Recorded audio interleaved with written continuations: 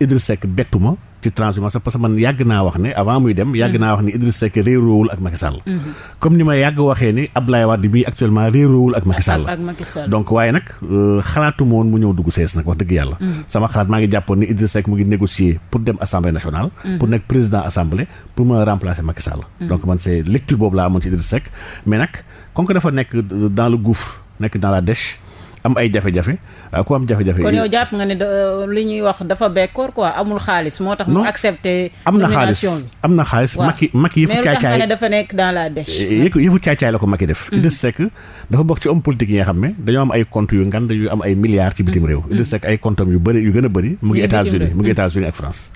appareil d'état nag dafa doy waar ndax état su amee partenariat moroomu état am sañ na utiliser levier diplomatique boobu pour geler avoiru kenn. donc wala pour extrader kenn ki nga xam ne ressortissant la mooy li état Sénégal def ak États-Unis ci kaaw Assane Diouf forcé pour ñu andil ko Assane Diouf ndax daf ko soxla woon Idriss Seck dañoo gelé ay comptes yu nekk États-Unis te comptes yooyu ay milliards la Idriss Seck toog mënul yor xaalisam propre xaalisam il était obligé de marchander avec l'État moo indi lii yëpp donc des bi mu nekk ay comptes ay avoir mais Cheikh Oumar Diagne li ngay wax ne am nga ci preuve li wax ni am naa ci preuve wax dëgg yàlla lu koy prouver non di kay que état au Sénégal dafa gelé ay comptes Idrissa Seck yu nekk extérieur Idrissa Seck nekk dans la dèche ba tax mu accepté li am tey ji xam nga kenn dama xam kenn ci ay gestionnaire Idriss Seck dafa démissionné xam naa kenn ci ay gestionnaire de compte bu nekkoon États-Unis bi xam ne elle a démissionné de Idriss Seck donc vraiment moo la jox info yi bon on peut dire waaw léegi nomination Idrissa Seck ñenn ñi nee nañ président Macky Sall dafay préparer demam maanaam ut ko wuutu comme ça bu fekkee Idi wuutu na ko il va protéger sa famille kenn bañ ko tëj par exemple am na ñuy wax loolu am na ñu naan Idrissa Seck dañ ko piéger anéantir ko à zéro comme ça Macky Sall en 2024 pratiquement dootul am sax ku mu leewtool ci làmb ji carrément parce que actuellement gis nañ ni opposition bi amatuñ sax opposition ici au Sénégal su weesoo Sonko ainsi de suite yow ban thèse nga ciy défendre dañuy préparer Idrissa Seck teg ko ci bopp réew mi wala Macky Sall daf ko nax anéantir ko comme ça 2024 mu gën a kii parce que gis nañ déclaration wu Idrissa Seck démb xaw ma bërki démb bi ñu koy samp moom am na ci ay waxam sax mi ngi ñuy waxi 2035 waaw est-ce que loolu du dëggal ni peut-être le président Sall dina laajaat beneen mandat en 2024 comme c'est le cas Alpha Condé ce qui s'est passé en Guinée ak Ouattara en Côte d'Ivoire waaw man nag dama bokk si nga xam ne gëw ma ne Macky Sall mu ngi aspirer à un troisième mandat bokkoo ci man gëw ma ne Macky Sall loolu sax mu ngi si xelam Macky aujourd'hui ay aspiration du Sénégal ak lu am si sous-région bi nii sous-région bi yàlla dafa def ni ñu mag ñoom bokkuñu tradition on n'a pas la même trajectoire on n'a pas la même histoire on n'a pas les mêmes réalités sociopolitiques donc wax dëgg yàlla pour man comparaison n'est pas raison donc dama gëm ni autant Condé peut faire du n'importe quoi autant l'armée peut sortir di rey ay nit nu mu leen neexee mais la réalité de la Guinée n'est pas celle du Sénégal donc man gëw ma ni Macky Sall mu ngi aspirer à un troisième mandat premièrement secondo gëw ma sax ni Macky Sall dafa ne di préparer Idriss Seck Macky est si lâche il est si lâche et si méchant Macky képp ki nga xam ne sax dafay bëgg toog fi mu toog moom il va se débarrasser de toi. même bu dee mais il prépare personne. il a détruit Idrissa. Macky su doon préparer kenn sax. il préparera pas Idriss Seck. donc il va préparer quelqu'un bi nga xam ne peut-être son frère wala keneen mais il va pas préparer Idriss Seck ndax Macky wax dëgg yàlla il en veut à Idriss Seck. Idriss Seck it ànd mu ànd ak Macky compromettre boppam gëw ma ne nekk na lu ko neex gëw ma ne c'était son premier choix il a été contraint dañoo weñaar loxam ndax Idriss Seck ak Macky Sall ñoo bokk ay patron maanaam ñoom ñaar ñoo bokk équipe bi ñu nekk moom ñu laay woowee équipe waa France. donc équipe waa France ce sont des valets de service qui sont là qui croient que le pouvoir France moo koy joxe ñuy neexal tubaab bi pour tubaab bi jox leen légitimité chez eux donc man gëw ma ne Idriss Seck sax am na ambition nekk président pour 2024 ndax Idriss Seck moom dafa waxoon ne day jël retraite politique am en 2022. il avait dit que moom il va prendre sa retraite toog jaamu yàlla 2022 donc Idriss Seck kon su accepté compromettre xam naa dafa bëgg rek jotaat ay dërëmam ak li nga xam ne dañ ko xoj ba mëntu ci génn ndax ay hypothèque am yu bëri mu ko commencé woon sonal il avait besoin de son fric. loolu tax mu accepté lii man dama jàpp loolu kon gis nga ni président Sall préparé wul Seck. président Sall aspiré wul à un troisième mandat. loolu laa jàpp. kon président Sall pour yow ci lan la aspiré exactement. président Sall. ay kilifa tubaabam dañ ko jox ndigal. depuis élection 2019 avant 2019 sax pour ne ko daal contrat yi ñu signé ak Sénégal yëpp ak ressources yoo génn Sénégal dañoo bëgg nga stabiliser ñu Sénégal donc mission bi la ko ay kilifaam jox jéem na créer xool nu mu jéem a àndee nit yi pour ñu waxtaan jéem na créer ay dialogue jéem na def lu nekk corona bi sax jéem na essayer gën a renforcer pour jéem a xool donc il a tout utilisé pour annuler l'activité peut-être politique bi nga xam ne extrême c'est-à-dire que ñi nga xam ne ànd ñoo ko moom def na tout pour ànd ak ñoom France dem na ba yónni ancien président yoo xam Nicolas Sarkozy mu ñëw ba fii Afrique pour rencontrer Abdoulaye Wade pour xool ñoom ñaar dañu stabiliser pour ne ko bàyyil Macky Sall nekk président Abdoulaye ba mu jógee Guinée boobu ak ñoom Alpha Condé ba mu ñëwee il n'a pas fait de déclaration àndul ak kenn te ñëpp xam nañu Abdoulaye Wade participation am ci élection 2019 mën na changer beaucoup de choses moon tax sax deuxième tour am donc pour dire que la France est aux commandes ak ay valem Idrissa Seck si valets la bokk France ñoo xalaat ne ko demal nga dugg parce que bëgguñu problème waaye nag ils seront totalement grandement surpris. Mais kon yow daal da ngay dëggal que le président Sall c'est le gouverneur de la France au Sénégal. Il est moins que le gouverneur mais dama jàpp ne gouverneur sax day am tuuti jom am tuuti autonomie ak responsabilité waaye Macky Sall il est peut-être benn sous-préfet la. sous-préfet même wàcce nga ko ba sous-préfet. waaw genre benn sous-préfet la bi nga xam ne wax dëgg yàlla. il ne croit pas en lui te ñemewul jël benn disposition c'est Macky Sall problème bu mënti am ak lu mënti xew Macky Sall il prend ses valises ses clics et ses claques jël avion dem France. donc Macky wax dëgg yàlla Macky déclaration yu gën a am solo sax il le fait sur des chaînes françaises doo wax ak des journalistes sénégalais. Macky tubaab la ci biir der baa ñuul kese wax dëgg yàlla waaye man dama gëm ne ñoom ñii ñëpp ils sont en train d'installer benn climat de sérénité de paisibilité ak de confiance pour mën a gën a may multinationales étrangères yi surtout françaises et européennes yi ñu mën a opérer sans benn problème fii Sénégal waaye nag waaw Cheikh Oumar Diagne kan lañ mën a séentu 2024 man 2024 dama ci sa gis-gis yow man dama jàpp ne 2024 on aura des acteurs neufs ndax aujourd'hui ñu ngi commencé am benn renouvellement ak benn mutation des acteurs politiques ñu bëri les acteurs politiques traditionnels c'était des partis politiques partis yooyu ñu ngi commencé instant yi di dee président Macky Sall ak ses conseillers yu am solo nga xam ne ñu ngi bitim réew ñoom Abdou Diouf ci la ñu bokk ak ay borom xam-xam yu rëy yi nga xam ne ñu ngi xool lu ñu dammatee classe politique traditionnelle bi la classe politique traditionnelle dee na instant presque toutes les grandes formations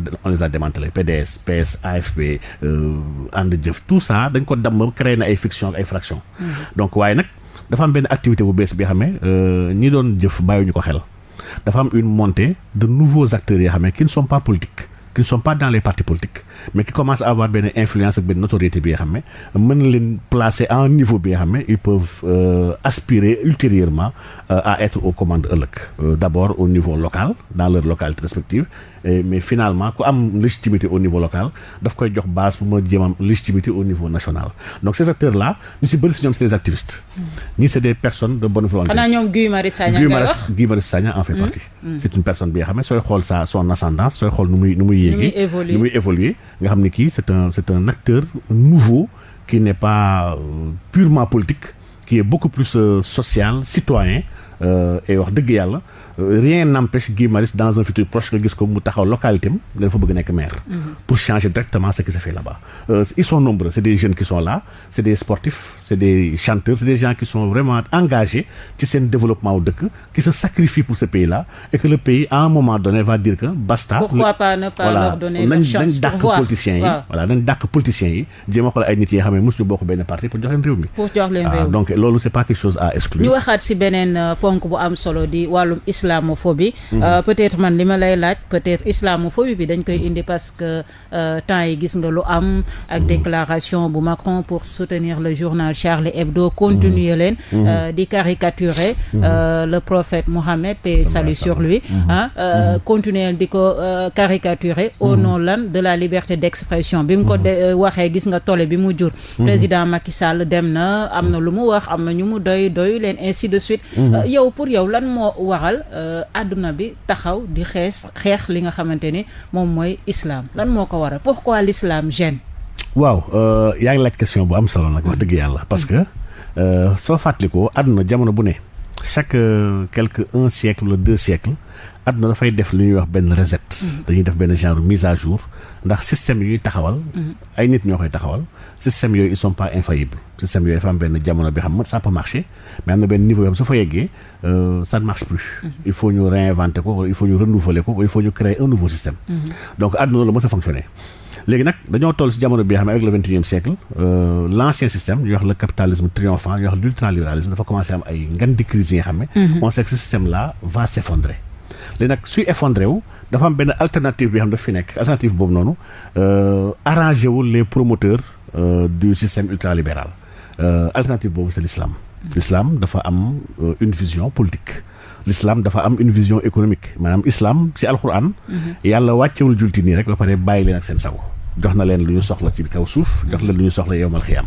donc islam boobu nag vision politique am ak solution yi mu joxe qui promettent un monde meilleur un monde plus équitable un monde juste un monde bi nga xam ne caay-caay ak fo du nekk la base des modèles de développement loolu arrangé wul les promoteurs du système ultralibéral moo tax ñooñu ils seront en croisade et ils ont totalement raison dañoo war a xeex l'islam parce que ça va gêner seen agenda ñoom bu ñu am xeex boobu nag elle va passer par beaucoup de plans elle va passer par beaucoup d'étapes ñoom actuellement ñu ngi ci depuis début siècle bi maanaam ñoom du lu bees instant bi ñoo commencé assumer maanaam ñoom seen xeex jamono bu nekk dafa am leen li xam ne lu ñuy ciblé ñoom ils sont dans la prospective dañuy wax ne fii ak 2050 war nañu atteindre nangam fii ak 2100 war nañu atteindre nangam fii ak 2150 nag war na fekk mbir yi jeex ñu xam ne instant lii moo fi nar nekk maanaam tubaab bi noonu la ñuy xeexee islam aujourd'hui dafa nekk seen collimateur ñu xam ni il faut ñu faggaagal ko ndax suñu bàyyee julti rek ils vont commencer à réclamer benn leadership islamique damay joxe exemple France bi nga wax léegi nii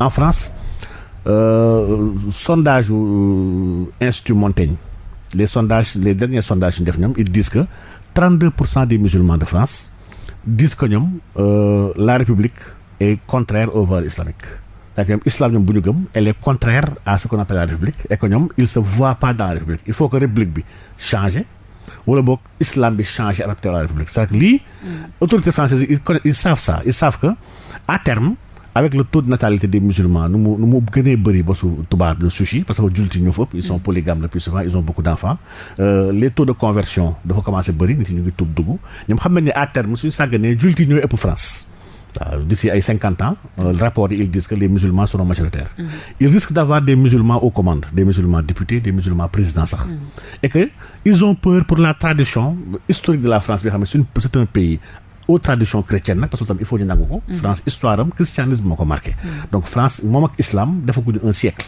donc ragal islam ñëw bouleverser tout leur fondement historique ak toute leur histoire et leur passé wax dëgg yàlla autorités françaises actuellement ñu ngi ciy xalaat et ils veulent pas d'un islam en France et ils ont man je trouve qu'ils ont raison nag wax dëgg yàlla dama jàpp ne kenn ku nekk sa aada da nga ko war a sàmm sa tradition da nga war a xeex pour téye ko comme ñun tamit suñu tradition fii nu mu nekkee islam ñu bañ a nangu tamit ñun tamit ñu yaakaar suñu islam dëkk bu nekk dafa am réalité bi nga xam ne dañ ko nangul donc ñoom aujourd'hui seen croisade bi du yem ci France ñu ngi koy yaatal ci dëkku àdduna bi yëpp et foofu nag laa amee man problème ak ñoom boo demee seen dëkk ñun bëgg ñu islam chez nous ça ne posera pas de problème mais ñu ngi koy yaatal ci àdduna bi ñu ngi koy yaatal ci àdduna bi yëpp di ko xeex mun naa joxe exemple dëkk mel ni Sénégal xam nga Sénégal am na fay écoles yi xam ne c'est des écoles françaises qui ont signé la charte ce qu'on appelle AEFE mooy l'association des établissements français à l'étranger écoles yooyu dañuy jàngale programme français dañuy promouvoir la culture française dañuy promouvoir les valeurs de la France et parmi les valeurs de la France de la culture française bañ l'islam ci la bokk xeex le voile xeex tout ce qui est bu laal diine dañ koy xeex ils sont en train d'exporter modèle boobu ci yeneen dëkk àdduna bi dëkk yu mel ni Sénégal ay école la ngi fi nga xam ne dañoo signé charte AEFE mun naa si tudd ku mel ni Sainte Jeanne d'Arc Jeanne d'Arc dafa signé elle est affiliée à l'AEFE et mu ngi doxal programme bi nga xam ne loolu programme mu tubaab la du programme mu Sénégal ndax en France effectivement on a interdit à travers une loi les signes ostentatoires ak les signes islamiques le voile ak lépp dañ ko fa tere la charte de la laïcité française même si hôpitaux yi ñu fay liggéey amuñu droit muuru écoles yi amul droit def fa voile et cetera loolu c'est normal et c'est compréhensible parce que la loi française moo ko voté en France mais nag une école bu nekk fii Sénégal ñun ñu am loi bi xam ne terewul muuru fii Sénégal notre loi terewul guy muuru ku mu neex muuru ku mu neex bañ a muuru donc nit ki choix la école ñëw fi moom di tere muuru ci biir enceinte am donc ça pose problème c'est un grand problème c'est une école qui dit ouvertement que man je respecte pas le droit sénégalais faale moo ko man je me conforme en droit français comme ce qui s'est passé avec Jeanne d'Arc effectivement alors que nekkul en France aujourd'hui donc pour dire que le modèle français est en train d'être exporté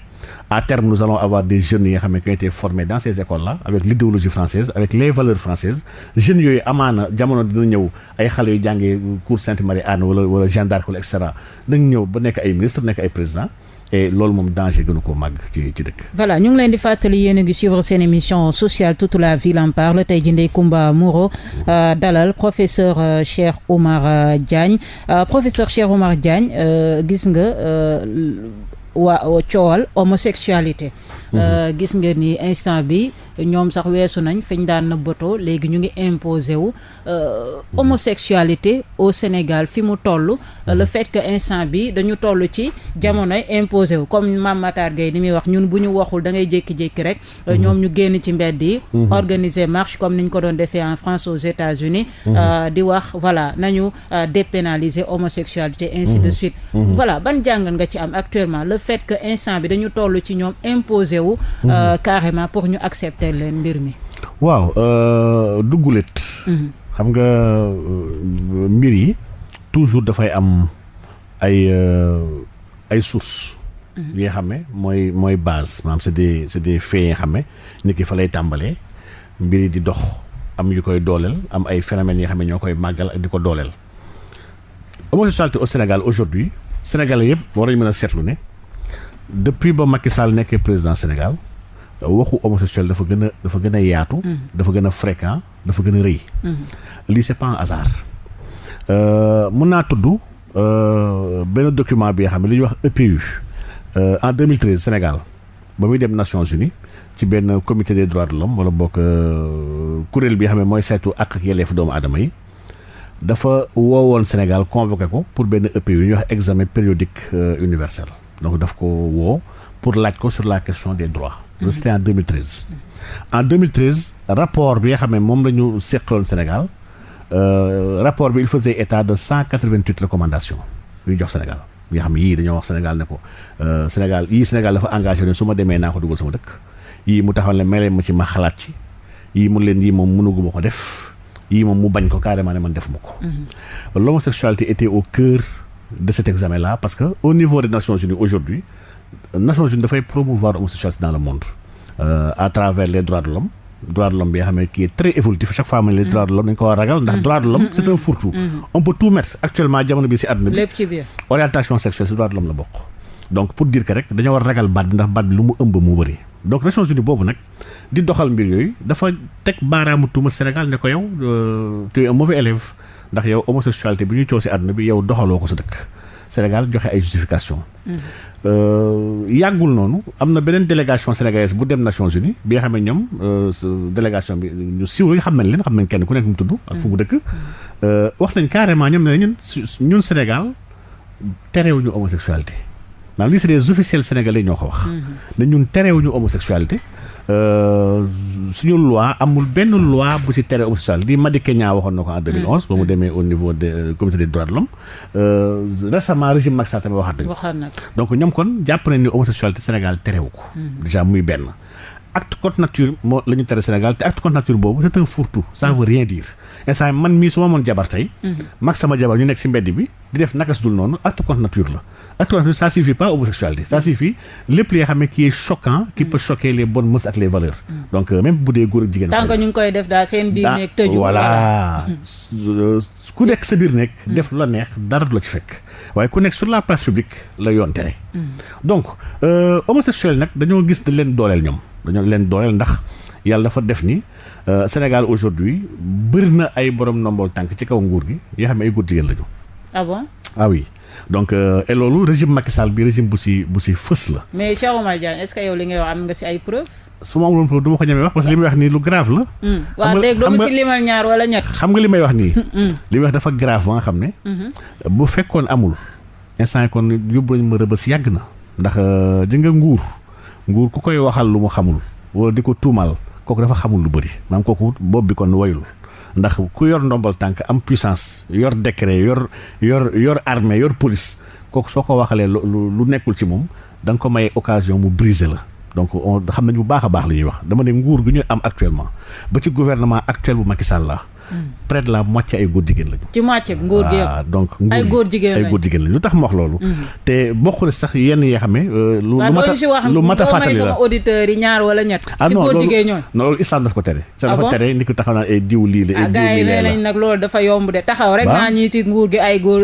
xaaj bi góor jigéen lañ. c'est trop facile. dinaa si ñëw léegi il faut apporter des preuves. mu lay wax ni c'est que la charge de la preuve incombe au demandeur loolu la code COCC wax la code. maanaam tey bu ñu la convoqué woon nga génne preuve. ñoom du ñu ma convoqué ñoom parce que xam na ni ki am na preuve li muy wax. ils le feront jamais donc je veux revenir à si yenn événements yi xam ne. mais loolu c'est grave de parce que boo nee màccee ñu nekk ci nguur gi ñëpp ay góor jigéen lañ c'est grave. bon le gouvernement quoi pas nguur gi ndax nguur gi yaatu na. nguur gi gouvernement bi mooy nguur gi. waaw mais nguur dafa yaatu am na ñeen yoo xam ne nekkuñ ci gouvernement bi mais ñu ñan ngay waxal yow kon. les ministres yi gouvernement ministres yi man je parle du gouvernement président ak ay ministres am. ok ñoom kese laay wax. waaw leer na xaaj bi waaw voilà man waxuma ay DG yeeg waxuma attaché yeeg conseiller spécial. yegguma foofu daal non yegguma foofu. yow yaa ngi ci ministres yi ñii nga xam ne. ñooy ministres yi ak président. waaw dama ne ñii laax ñu si ëpp si ñoom ay góor jigéen lañ laax. lu tax ma wax loolu naa ñëw léegi si benn fait bi nga xam ne. dama jàpp ni fait yi baax na ñu koy fàttali. Macky Sall ci boppam avant 2012 li muy wax nii mun naa ne 2004 naa dem ba 2004 dama été ministre de l'intérieur première marche góor jigéen Sénégal ci ministère am la amee première marche c'était en 2004 lii c'est vérifiable mu ngi si internet ku mu neex ma dem xooli ko góor jigéenu Louga yi ñoo jëloon décision dañuy def marche de soutien à Maniang Kassé bi nga xam ne qui avait des problèmes ñu porté ko plainte ñu koy taxawu les imams de Louga ak sëñ daara yeeg yëpp defoon nañu ay sorties yu métti di kaas ci rajo yeeg fu ne ñoom du ñu mës a seetaatu ay góor jigéen def marche Sénégal ce sont les services du président Macky Sall ñoo diligenté affaire bi sous instruction du président Macky Sall pour ñu taxawu leen pour ñu protéger leen pour ñu rawale leen loolu kese permettre kenn wax dara ndax stabilité dëkk ak paix sociale ministère de l'intérieur dafa am devoir taxaw ko yàggul tuuti ñu nommé Macky Sall premier ministre quelques mois on a ay 3-4 mois parce que en avril bu léegi c'était en janvier en avril yooyu ñu nommé ko premier ministre première délégation góor jigéen Sénégal jug di ko ndokkeel na ñoom seen góor la leen nommel li ma wax nii c'est archivé lii c'est des voilà ku ko neex ma dem xool c'est à vérifier les gens peuvent aller le vérifier donc les góor jigéen dañoo ne ñoom seen góor ils sont allés à la primature ils ont été dispersés par la police après am na si nga xam ne dañ leen jàpp yóbbu leen police centrale mais yooyu seen góor ki ñu fal seen nit la si ñoom la bokk wax bi nag wax bu extraordinaire la wax la bu ñu war a jël avec des pincettes xoolaat ko bu baax a baax wax boobu lu tax ñu koy comprendre après parce que lii c'était en 2004 en 2012 lors des campagnes présidentielles bu Macky Sall est le seul candidat fii au Sénégal bi nga xam ne ay góor jigéen français dañoo def le déplacement ñëw ba fii pour jàppale ko ne ñoom Macky Sall mooy seen candidat ndax ñoom ñoo bokk ay croyances ak lu ñu gëm te dañoo bokk lu rëy rëy mun naa cité ku mel ni Bertrand Delanoë moo nekkoon maire Paris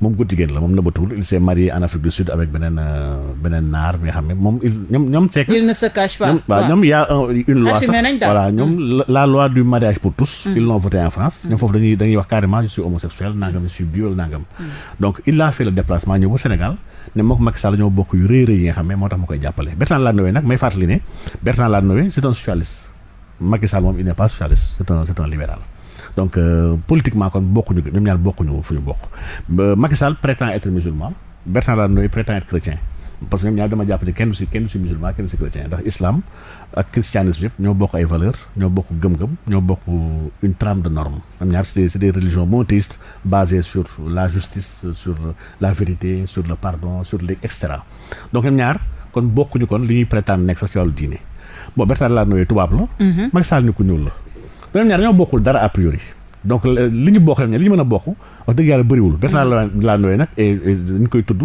ci dans la maçonnerie donc Macky Sall tamit tudd nañu ko dans la maçonnerie ndax moom tamit en 2013 le rapport Jeune Afrique avait donné la liste des présidents francs-maçons en Afrique Macky Sall en faisait partie donc yemul ci Bertrand Delanoë Jacques Lang qui s'était pacsé avec Yves Saint-Laurent góor jigéen bu mag la bi xam ne tamit Macky mooy candidat ndax ñaar ñoo bokk ay gëm-gëm kii nag moom il dit tout haut il dit partout moom gëm-gëmam mooy fileeg nit yi libre ñu ba seen orientation sexuelle ñu mën koo dund nu mu leen neexee mu ne képp ku gëmul lii moom du allié ak yow du xaritoo ak yow te du ànd ak yow te yow noonam nga moom bu dee nag Macky Sall moom xaritam la ñoo bokk gëm-gëm ba pare il l'a soutenu publiquement assumé ko donc nga xam ne kon Macky Sall kon il soutient l'homosexualité kon muy benn mais yemul foofu Macky Sall ba Obama ñëwee en 2014 di wax ak moom. Macky Sall da ngay xam ne kii c'est un pro gay. Macky Sall il est pro homosexuel. Discours am musul varié. Il a dit clairement à Obama ne ko Sénégal pareegul pour doxal fi homosexualité. c'est-à-dire que waxul ni du ma ko def ak wala non il n'a pas été ferme comme ni mu tàmm fermé avec les Sénégalais.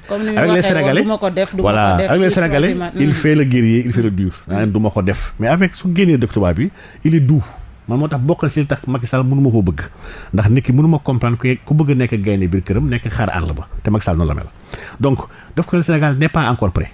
wax bi il prend tout son sens te ba nga koy comprendre nga dellu France ci jotaay bu mu am ak Macron ngay comprendre lu tax mu ne il n'est pas encore prêt. Il a dit que dëkk bu nekk dafa am ay tradition ak ay valeurs am il faut laisser le temps au temps avec le temps tout va se passer. xam nga kuy wax lii moom. xam nga ni il est dans un agenda. de légitime dans un processus dans un processus la Macky Sall nekk.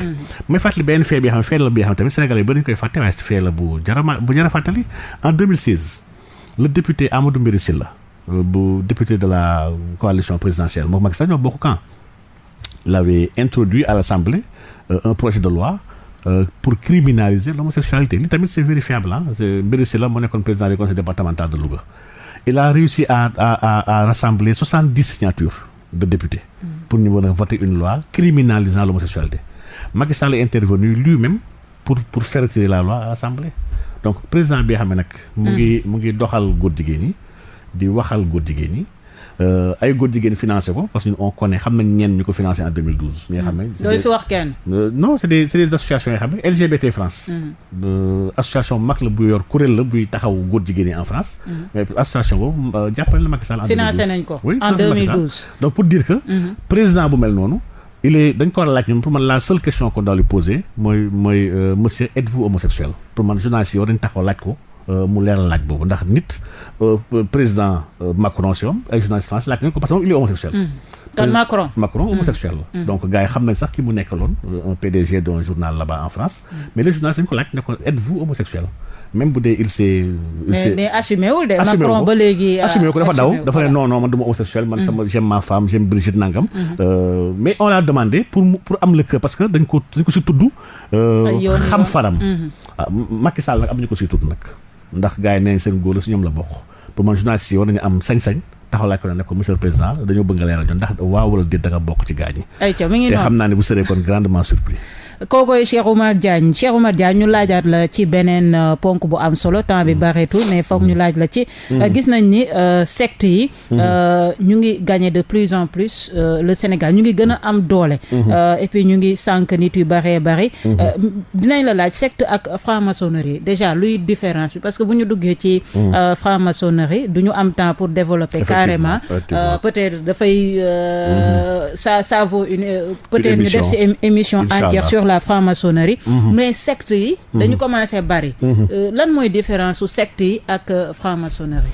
waaw la franc-maçonnerie. benn kuréel la bi nga xam ne wax dëgg yàlla yàgg na. bu boole ay nit yu jàpp ne ñoom c'est ay xalaatkat lañu. yoo xam ne bëgguñu diine tënk leen. bëgguñu aada tënk leen am benn projet de société mondiale bi xam ne moom lañu bëgg taxawal ñoom ci àdduna bi. mooy nouvel ordre mondial. waaw ñoom jàpp ne ñoom ñoo war a tabax. le nouvel ordre mondial c'est maçonnique. ñoom ñoo ko créé. voilà seen xalaat la. nouvel ordre mondial dañoo jàpp ni dafa am benn ordre bi nga xam ne warul bokk ak l'ordre ancien. l'ordre ancien mooy l'ordre qui régit sur des valeurs ancestrales ak sur les religions. ñoo jàpp ni lii nii dafa coïncider woon ak jamono bi nga xam ne nit xelam moo màggagul woon. la science ñëwagul woon l'individu n'était pas encore up. donc ñoom dañoo jàpp ni ordre ancien waruñu ko war a dindi pour benn nit bu bees bi ñu war a tabax moo tax ñoom ils s'appellent sax maçon ils se font appeler maçon dañoo jàpp ne ñoo war a tabax lu bees beneen lu bees donc la maçonnerie moom kuréelu seytaan la kuréelu ay saay-saay la c'est satanique am na ñu koy weddi de côté philosophie la ainsi de suite waaw c'est que y a beaucoup d'obédience y a beaucoup de logique da nga maçonnerie du benn kese mais y a des maçonneries waaye maçonnerie ñoom ñëpp dañoo am leen li xam ne dañu ko nuroo dañoo am ay points communs waaye y a des maçonneries qui sont des loges qui sont juste philosophiques y a des loges très affairistes loolu 90% francs-maçons yu nekk fii Sénégal yeneen dëkk yu bëri xamuñu sax la mooy franc-maçonnerie maanaam ñoom pour ñoom franc-maçonnerie occasion la pour avoir ay relations am ay contacts am ay carnet d'adresse bi xam ne moo lay permettre nga gën a mën a yéeg dans l'ascenseur social donc ñoom lañu ko jàppee mais franc-maçonnerie yëfu seytaan la maanaam mais dañuy faral di wax Cheikh Oumar Diagne pour nekk président si jamono ji foog nga nekk franc-maçon parce que gisoon nañ sax déclaration wu Nicolas Sarkozy su ma juumulee mu ne à un moment donné il faut passer par la franc-maçonnerie est-ce que yow lu ni mel da nga koy dëggal que tous les chefs d'État africains sont des francs-maçons, oui ou non? Bon, je dirais pas tout. Wow. Ils sont pas tous maçons parce que réalité du réalité africaine. Mais xam naa ni même si fii Sénégal. yenn position yu bëri ku nekkul franc-maçon la fa teg au sein de l'armée au sein de l'État dafa am beaucoup de parce que ñiy doxal dëgg dëkk bi dafa am ñu bëri loolu mirage dafay nax doomu aadama yi. dafa am lu ñuy wax le deep state maanaam l'état profond mooy doxal dëkk bi ñun ñuy gis nag mooy le ministre rek les présidents. ñii doxaluñu dara si dëkk bi. dañ leen fa teg nii rek ay figurants kese lañu. waaye am na ñenn ñi nga xam ne position ñu nekk président tegu leen fa te président bu ñëwee dafay dem bàyyi leen fa ñoom ñooy doxal di tel sujet ñoo koy doxal ñii ils sont très forts ñu si bëri si ñoom nag ils appartiennent à ces loges là donc loges yi nag am nañu influence bu mag bu ñu am sur le continent africain une très grande influence surtout fii au Sénégal yàlla def na déjà président yi fi jaar yëpp ñu si ñoom ñëpp ils font partie des loges. Macky Sall fait partie des loges franc-maçon la Abdoulaye Wade franc-maçon la. am nga ci preuve. ah oui suñu fi amoon preuve duñ ko wax. mais Cheikh Oumar Diagne yi ngay wax dafa garaaw de. mais Macky Sall da ngay ñëw rek affirmer ne diw. nee la Macky Sall institution la. Macky Sall su ko waxal lu amul te mënoo ko juger mënoo ko prouver da lay xëccal article 80 jàpp tëj la dama ne ñun nekkuñ di waxantu parce que dañoo am suñu njaboot ñu bëgguñ dem kaso di. suñu kër dafa neex. mais yow kan moo lay informer yow Cheikh Oumar Diagne professeur. waaw loolu moom man la concerné. parce que ni ku nekk sa information xam nga yow journaliste nga fi ngay wutee information yow journaliste ne trahit jamais ses sources. donc man am naa samay information am naa fi may informé woo. mais lépp lu may wax am naa preuve yoo xam ne mën na ko étayer. en tout cas Macky Sall est un maçon. et même sans preuve mais Macky Sall journal Jeune Afrique sax bind na ni Macky Sall franc-maçon la en 2013 liste des présidents maçons. mais weddi na ko. ah waaw on reconnaît un maçon qu'au pied du mur maanaam là dans la maçonnerie dañoo may franc-maçon ne ko yow su la ko jiiñee mën nga wax de nekkuma ko pour te protéger.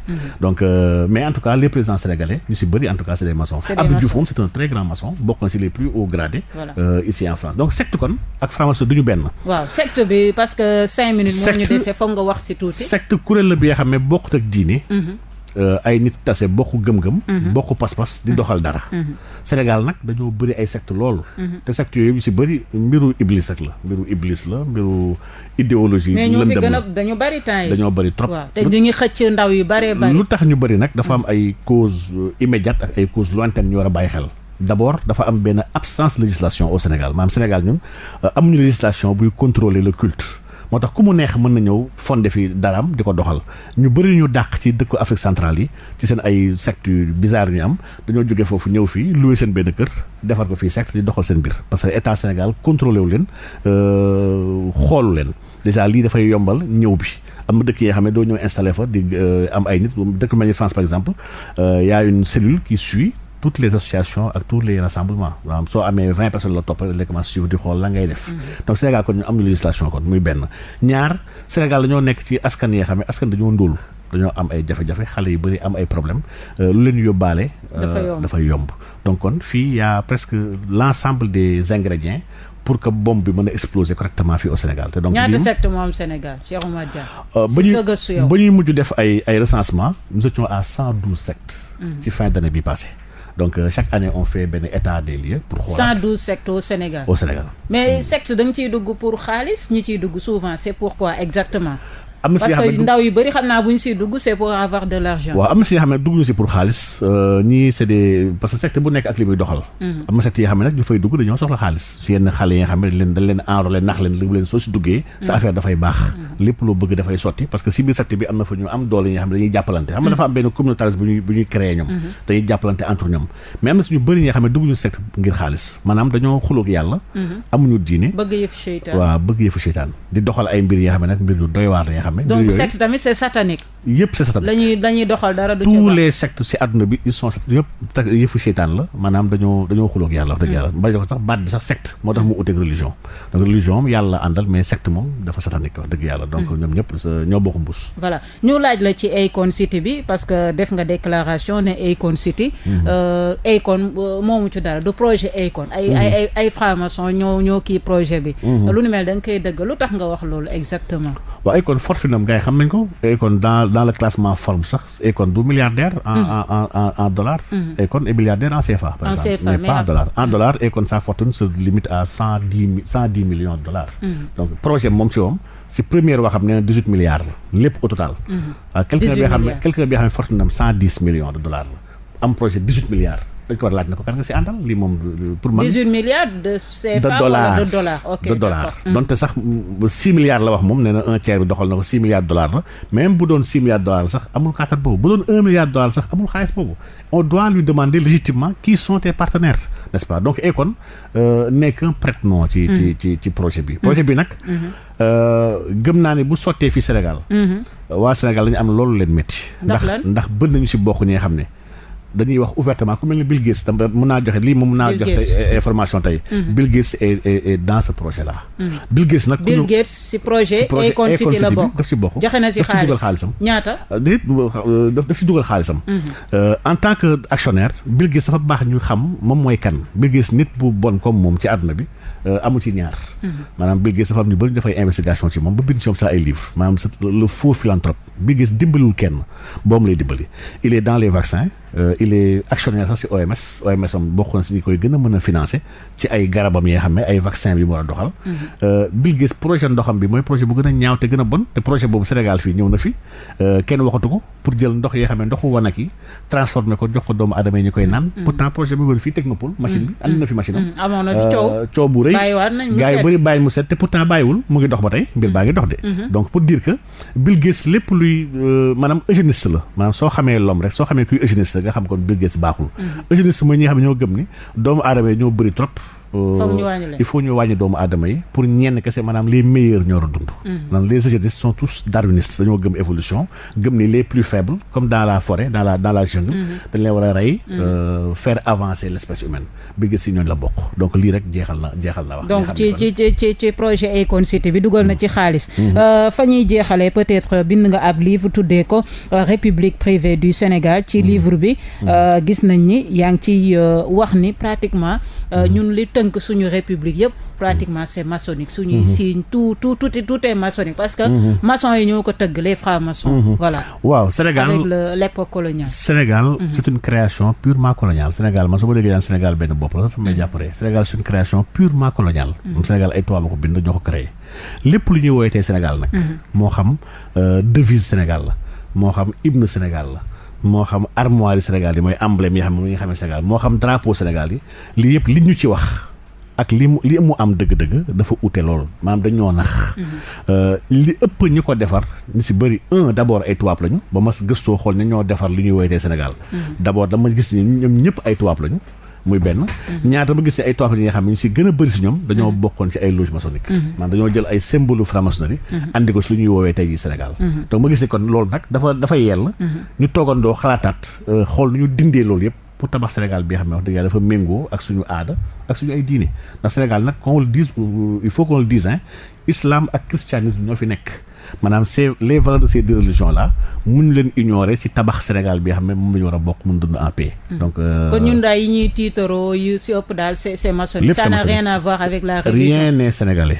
ba pare rien n'est musulman ni chrétien wax dëgg yàlla li bëri li ñuy woowee Sénégal baat bi sax Sénégal dañu cee nax baat bi fi mu jógee sax waxuñ ñu ko. Ah bon fan la jógee ñuy gëmloo nañu sunu gaal la mais c'est pas vrai. Les historiens sax ne sont pas d'accord ci baatu Sénégal fan la bàyyeekoo. dañuy wax tamit souvent que laïcité c'est une religion parce que dañu foog ni laïcité. mooy vrai Sénégal chrétiens yi jullit yi vraiment ñu ngi dund en harmonie et tout. Et laïcité. Et c'est totalement faux. C'est faux. Laïcité c'est la religion de la République laïcité franc-maçon yi ñoo ko créé. C'est maçonnique. Pour xeexee ko effectivement franc-maçon yi ñoo ko créé pour xeexee ko église. Laïcité ba ñu koy créé c'était pour combattre l'église parce que l'église était très forte en France. Li gën a grave nag mooy il y a beaucoup de laïcité laïcité du benn il y a aujourd'hui mun naa ne 7 laïcité. ku mel ni Bobéro dafa ci benn livre bi nga xam ne. di xool la laïcité anticléricale. te ba laïcité boobu mooy laïcité bu ñuy jëfandikoo instant pour xeex islam en France.